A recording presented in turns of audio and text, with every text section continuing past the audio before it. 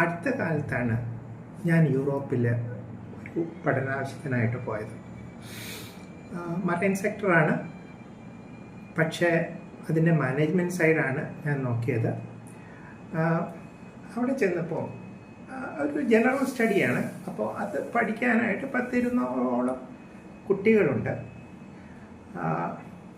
അത് പഠിക്കുമ്പോഴാണ് മനസ്സിലാകുന്നത് ഒരു ലാംഗ്വേജ് എന്നൊരു ബാരിയറല്ല. നമ്മളിവിടെ ടോഫിൾ IELTS എന്നൊക്കെ പറഞ്ഞിട്ട് ഒത്തിരി ബുദ്ധിമുട്ടുന്നുണ്ടെങ്കിലും അവിടെ വരുന്നവർക്കൊന്നും ബേസിക് ഇംഗ്ലീഷ് കൂടി ആവശ്യമില്ല, അതവർക്കറിയേയില്ല. നന്നായിട്ട് ഇംഗ്ലീഷ് പറയുന്നത് നമ്മുടെ കേരളത്തിൽ നിന്നുള്ള മലയാളം മീഡിയത്തിൽ പഠിച്ചു വരുന്ന കുട്ടികളാണ്. ഇനി അതിൻ്റെ പഠിത്തത്തെക്കുറിച്ച് പറയുകയാണെങ്കിൽ അത് പഠിക്കാനായിട്ട് ഇപ്പോൾ അവരുടെ പ്രാക്ടിക്കൽ പ്രോബ്ലം എന്ന് പറഞ്ഞു കഴിഞ്ഞാൽ ഇവിടുത്തെ ലോണും ആ ലോൺ തിരിച്ചടയ്ക്കാനുള്ള ഒരു ബുദ്ധിമുട്ടും ഒക്കെയാണ്. പക്ഷേ അവിടെ നടക്കുന്നത് AIAയോ അല്ലെങ്കിൽ AI ആപ്സോ അല്ലെങ്കിൽ AI ഏജൻസോ പോലെയുള്ള നവീന ടെക്നോളജി അതിൻ്റെ യൂസേജാണ്. അവിടെ പിള്ളേർക്ക് പഠിക്കേണ്ട ഒരാവശ്യമില്ല. പിന്നെ ആ സർട്ടിഫിക്കറ്റിന് വേണ്ടിയിട്ടാണ് അവരത് പഠിക്കുന്നത്. അതുകൊണ്ട് അവിടെ നിൽക്കാം എന്നുള്ളതാണ് അവരുടെ ഒരു ചിന്താഗതി. അതിനകത്ത് ഒരിക്കലും തെറ്റ് പറയാൻ പറ്റില്ല. പക്ഷേ ഞാനിവിടെ പറയാൻ ഉദ്ദേശിക്കുന്നത് ഈ AI ഏജൻസ് എന്ന് പറയുന്നത് ഇപ്പോൾ പ്രാക്ടിക്കലായിട്ട് ഓരോ ദിവസവും ലോകത്തിലേക്ക് വരുന്നുണ്ട്. ഈ AI ഏജൻസ് എന്ന് പറയുന്നത് LLMs, അതായത് നമ്മുടെ ChatGPT മാതിരിയുള്ള പല ആപ്പുകളും, അത് ആപ്പ് എന്നല്ല പറയുന്നത്, അത് LLMs എന്നാണ് പറയുന്നത്, ലാർജ് ലാംഗ്വേജ് മോഡൽസ്. ഈ കാര്യങ്ങളെ കണക്ട് ചെയ്തിട്ട് അത് ഒരു പ്രത്യേക ആവശ്യത്തിന് വേണ്ടിയിട്ട് ഉപയോഗിക്കുന്നു. ഓഫീസ് ഓട്ടോമേഷൻ ഉദാഹരണത്തിന് കഴിഞ്ഞ ദിവസം പുറത്തിറങ്ങിയ ആന്ത്രോപിക്കിൻ്റെ ഒരു ലോ ഫേംസിനെ സപ്പോർട്ട് ചെയ്യുന്ന ഒരു AI ഏജന്റ് ഇറക്കി. അതുകൊണ്ട് തന്നെ IT സ്റ്റോക്സ് ലോകത്ത് ഒരു ഡിപ്പുണ്ടായിരുന്നു. അത് ലോ ഫേംസിൽ അസിസ്റ്റന്റ് ജോബ്സ് ഒഴിവാക്കി കൊടുക്കും. എന്ന് പറഞ്ഞു കഴിഞ്ഞാൽ ഒരു ലോയർക്ക് രാവിലെ ഓഫീസിൽ പോകണമെന്നുണ്ടെങ്കിൽ ആ പുള്ളിയുടെ ലാപ്ടോപ്പിൽ നിന്ന് ഉള്ള ഡേറ്റ മുഴുവൻ എടുത്ത് ആവശ്യമുള്ള രീതിയിൽ വേറെ ആരുടെയും സഹായം കൂടാതെ ആ ആൻഡോപ്പിക്ക് എടുത്തിട്ട് ലോയർക്ക് കൊടുക്കും. അയാൾ അതുകൊണ്ട് കോടതിയിൽ പോയാൽ മതി. അതേമാതിരി തന്നെ കഴിഞ്ഞ ദിവസം ആൾട്രോയിസ്റ്റ് എന്നുള്ളത് ഒരു ടാക്സ് പ്ലാനിങ്ങിൻ്റെ ഒരു ഓട്ടോമേഷൻ സോഫ്റ്റ്വെയർ ഇറക്കി. അതും ആ അസിസ്റ്റീവ് ജോബ്സ് ലോകത്തു നിന്ന് എടുത്തു കളയുന്നതാണ്. ഇപ്പോൾ അടുത്ത കാലത്ത് വരുന്നുണ്ട് ക്ലൗഡ് ഓപ്പസ് 4.6. അത് സോഫ്റ്റ്വെയർസിനെ സപ്പോർട്ട് ചെയ്യുന്നതാണ്. അത് കോഡിംഗ് ഒക്കെ ആവശ്യമില്ലാതാക്കും. പിന്നെ പലതും വരുന്നത് റെഗുലേറ്ററി റൂൾസ് എൻഫോഴ്സ് ചെയ്യാനുള്ളത് വരുന്നുണ്ട്. മാർക്കറ്റിങ്ങിന് ഒറാക്കിള് വരുന്നുണ്ട്. പിന്നെ വരുന്നത് നമ്മുടെ നെറ്റ്വർക്കിങ്ങിലെ റിയൽ ടൈം, അതായത് ലോവർ ലെവൽ നെറ്റ്വർക്കിംഗ് അല്ലെങ്കിൽ AI ആക്ടിവിറ്റീസ് മനുഷ്യൻ്റെ ആവശ്യമില്ലാതെ ചെയ്തെടുക്കാൻ പറ്റും എന്നുള്ളതാണ് അത് വരുന്നത്. പിന്നെ ഞാൻ ആദ്യം പറഞ്ഞ മാതിരി റിസർച്ച് ഫീൽഡിൽ സെക്കൻഡറി റിസർച്ച് നടത്താനായിട്ട് നമ്മളിപ്പം മിക്ക ലൈബ്രറികൾ, ഞാൻ പോയിരുന്ന യൂണിവേഴ്സിറ്റിയുടെ ഹാർഡ് ബുക്സിനേക്കാൾ കൂടുതൽ സോഫ്റ്റ് ലിറ്ററേച്ചറാണ്. അതേപോലെ തന്നെ ഓപ്പൺ സോഴ്സ് ചെയ്ത ലൈബ്രറീസ് ഉണ്ട്. അതിലേക്കുള്ള ആക്സസ് നമുക്ക് കിട്ടുന്നുണ്ട്. നമുക്കത് വാങ്ങിയെടുക്കാവുന്നേ ഉള്ളൂ. ഈ ലൈബ്രറിയിലേക്ക് നമ്മുടെ AI ഏജൻസ് ആക്സസ് ചെയ്ത് കഴിഞ്ഞാൽ അത് താനെ സെക്കൻഡറി റിസർച്ച് പേപ്പേഴ്സ് പുറത്തിറക്കും. നമുക്ക് സുഖമായിട്ട് PhD എടുക്കാവുന്ന രീതിയിലേക്ക് അത് എത്തിച്ചു തരും. ഞാൻ അങ്ങനെ ചെയ്യണമെന്നുള്ള രീതിയിലല്ല പറയുന്നത്, അങ്ങനെയാണ് ലോകം പോകുന്നത്. അതായത് ഒരു സെക്കൻഡറി റിസർച്ചിന് പോലും ഇപ്പം ആളെ വെച്ച് നമ്മൾ കുത്തിയിരുന്ന് ചെയ്യേണ്ട കാര്യമില്ല. അങ്ങനെയാണ് ഇപ്പം OpenAIയുടെ ഒരു ഓപ്പറേറ്റർ ഉണ്ട്, ആന്ത്രോപിക്കിൻ്റെ ഒരു കമ്പ്യൂട്ടർ യൂസ് ഉണ്ട്, ഗൂഗിളിൻ്റെ പ്രൊജക്ട് ജാർവിസ് ഉണ്ട്. ഇതൊക്കെ ആ രീതിയിലാണ് വർക്ക് ചെയ്യുന്നത്. അപ്പം എന്താ പറയുക, ഒരു എഡ്യൂക്കേഷണൽ പ്ലാറ്റ്ഫോംസ് തന്നെ നമുക്ക് ആവശ്യമില്ല. എഡ്യൂക്കേഷണൽ സ്റ്റേജസ് തന്നെ ഇപ്പോൾ ആവശ്യമില്ല.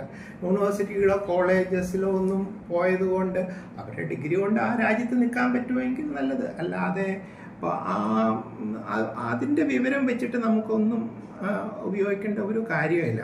അത് ഇല്ലാതെ തന്നെ നമുക്ക് സർട്ടിഫിക്കറ്റ് കിട്ടും. പിന്നെ എന്തിനാണത് അതിന് വേണ്ടിയിട്ട് എഫേർട്ട് ഇടുന്നത്? പക്ഷെ ഒരു ജോലി ചെയ്യണമെന്നുണ്ടെങ്കിൽ അതിൻ്റെ സ്കിൽ ആവശ്യമാണ്. അതിൻ്റെ സ്കിൽ ആവശ്യമാണെങ്കിൽ അതിൻ്റെ ആപ്പും അതേപോലെ ഏജൻറ്റിങ് ഒക്കെ നമ്മൾ പഠിക്കേണ്ടതുണ്ട്.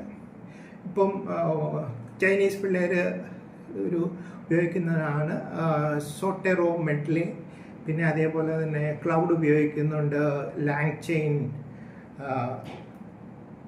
ലാമ ഇൻഡെക്സ് ഒക്കെ ഉപയോഗിക്കുന്നുണ്ട്. അതൊക്കെ സെക്കൻഡറി റിസർച്ചിന് നേരെ അപ്ലൈ ചെയ്യാവുന്ന കാര്യങ്ങളാണ്. സയൻസ് OS ഇതൊക്കെ ഇതിനകത്ത് വളരെ നല്ലൊരു കാര്യങ്ങളാണ്. ഇപ്പം അത് തന്നെയല്ല, ഇനിയിപ്പോൾ കമ്പനികളെ HR സെലക്ട് ചെയ്യുമ്പം എല്ലാം ഓട്ടോമേറ്റഡ് ഇൻ്റർവ്യൂവും ഓട്ടോമേറ്റഡ് റെസ്പോൺസും ഒക്കെ അവർക്ക് ചെക്ക് ചെയ്തിട്ട് അവർക്ക് ആവശ്യമുള്ള ആൾക്കാരെ എടുക്കാവുന്ന ഒരു രീതിയിലേക്ക് വരികയാണ്. ഇതിനകത്ത് ഇപ്പോൾ ഷിഫ്റ്റ് വരുന്നത് സപ്ലൈ ചെയിന്, ലോജിസ്റ്റിക്സ് ഒക്കെ ചേഞ്ച് വരും. സോഫ്റ്റ്വെയർ ഡെവലപ്മെൻറ്റിന് ആളെ ആവശ്യമില്ല. ഹെൽത്ത് കെയർ എന്ന് പറയുന്നത് കണ്ടിന്യൂസ് കെയർ ആയിട്ടാണ് വരുന്നത്. സെയിൽസ് മാർക്കറ്റിംഗ് എല്ലാം വളരെ പേഴ്സണലൈസ്ഡ് ആയിട്ടുള്ള ഒരു സെയിൽസും മാർക്കറ്റിങ്ങുമാണ് ഇനി ഭാവിയിൽ പ്രതീക്ഷിക്കാവുന്നത്. അപ്പം നമുക്കിപ്പോൾ 2026 അത് നോക്കിക്കഴിഞ്ഞ് കഴിഞ്ഞാൽ ഇപ്പം ഞാൻ പറയുന്നത് സ്റ്റോക്സിൻ്റെ ഒരു പെർസ്പെക്റ്റീവും കൂടെ ഇതിനകത്ത് തരാനാണ് ഞാൻ ഉദ്ദേശിക്കുന്നത്. ഇപ്പോൾ financial service, banks, fintech areas, health care, pharmaceuticals, ഇതെല്ലാം ഈ മെത്തേഡ്സ് അഡോപ്റ്റ് ചെയ്യുന്ന കമ്പനികൾ മുമ്പിലേക്ക് കയറി വരും. പിന്നെ ഇൻഫ്രാസ്ട്രക്ചറും ഡാറ്റാ സെൻറ്റേഴ്സും ഒക്കെ മുമ്പിലേക്ക് കയറി വരും. എനർജി ധാരാളം ആവശ്യമുള്ള ഏരിയയാണ് ഡാറ്റാ സെൻറ്റേഴ്സ്. അത് പിന്നെ ലോജിസ്റ്റിക്സ്, മാനുഫാക്ചറിങ്. അപ്പോൾ ലോജിസ്റ്റിക്സ് ഒക്കെ ഓട്ടോമേറ്റ് ചെയ്തുകൊണ്ടിരിക്കുന്ന കമ്പനികൾ അതിൻ്റെ സ്റ്റോക്സ് നല്ല എഫിഷ്യൻ്റ് ആയിട്ട് എടുത്തു കഴിഞ്ഞാൽ അത് മുമ്പോട്ട് കയറി വരാം. പക്ഷെ എല്ലാം മുമ്പോട്ട് പോകുമ്പം ചിലത് പുറകോട്ട് പോകും. അതായത് ഇപ്പം IT സെക്ടറിലുള്ള കമ്പനികൾ അത് അങ്ങനെ തന്നെ നിർത്താനാണ്, അല്ലെങ്കിൽ BPOs അങ്ങനെ തന്നെ നിർത്താനാണ് ഉദ്ദേശിക്കുന്നതെങ്കിൽ അത് താഴേക്ക് പോകാനാണ് സാധ്യത. അപ്പം ഒരു ട്രാൻസ്ഫോർമേഷൻ ഇല്ലാത്ത IT കമ്പനീസ് നമുക്കത് HR സൈഡിൽ നോക്കിക്കഴിഞ്ഞാൽ ഒരു സ്റ്റെബിലിറ്റി ആണെന്ന് തോന്നാമെങ്കിലും അത് ജോലി കളയുന്ന ഒരു ലെവലിലേക്ക് പോകും. സ്റ്റോക്സ് താഴേക്ക് പോവുകയും ചെയ്യും. പിന്നെ ഫിനാൻഷ്യൽ റിസർച്ച്, ഇന്നലെ കഴിഞ്ഞ ദിവസം ഞാൻ പറഞ്ഞിരുന്നു, logistics side, legal side, logistics side നമുക്ക് ബെറ്റർ ആവാനുള്ള ചാൻസ് ഉണ്ട് നമ്മളത് അഡാപ്റ്റ് ചെയ്യുകയാണെങ്കിൽ. പിന്നെ റീറ്റെയിൽ, കൺസ്യൂമർ, അതുപോലെ റിയൽ എസ്റ്റേറ്റ്, ഇതൊക്കെ ഇനി ഒരു ഹ്യൂമൻ ഇൻ്റർവെൻഷൻ കുറഞ്ഞിട്ട് ആണ് അത് ചെയ്യേണ്ടത്. ഇപ്പോൾ റീറ്റെയിലായിട്ട് ചെയ്യുന്നതിനേക്കാൾ കൂടുതലായിട്ട് ഓൺലൈനായിട്ട് വരുന്ന കസ്റ്റമേഴ്സ് ആണ് ഇപ്പം ഇമ്പോർട്ടൻ്റ് ആയിട്ട് വരുന്നത്. അവർക്ക് പേഴ്സണലൈസ്ഡ് ആയിട്ടുള്ള ഒരു സർവീസാണ് കൊടുക്കാൻ പറ്റുന്നത്. അപ്പോൾ നാളത്തെ ലോകത്തിലേക്ക് നമ്മൾ ചിന്തിക്കുകയാണെങ്കിൽ ട്രഡീഷണൽ വഴിയിൽ നിന്ന് നമ്മൾ മാറണം.